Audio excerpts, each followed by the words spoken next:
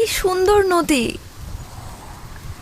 আমার না নৌকা দেখলে শুধুমাত্র ঘুরতে ইচ্ছা করে। আর এত সুন্দর নদী, আমাকে নিয়ে চলো না নৌকায়।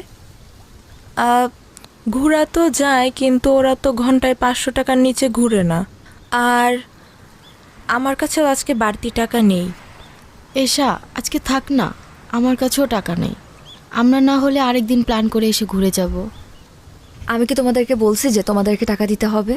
তোমরা কেন এটা নিয়ে এত চিন্তা করতেছো? চলো আমরা 1 ঘন্টার জন্য ঘুরে তারপর যে যার বাসায় চলে যাব। চলো চলো। এশা, তুমি কিছু মনে করো না, আমাদের বাসা থেকে আসলে বিশেষ কোনো কারণ ছাড়া বাড়তি টাকা দেয় না। তুমি বিষয়টা অন্যভাবে নিও না প্লিজ।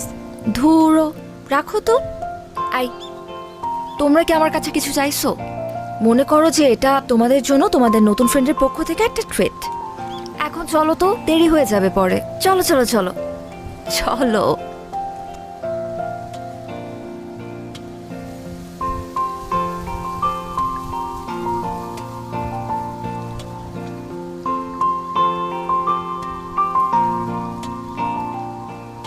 এই ভাইয়া ভাইয়া, চল চল চল চল চল। আই, কি হলো?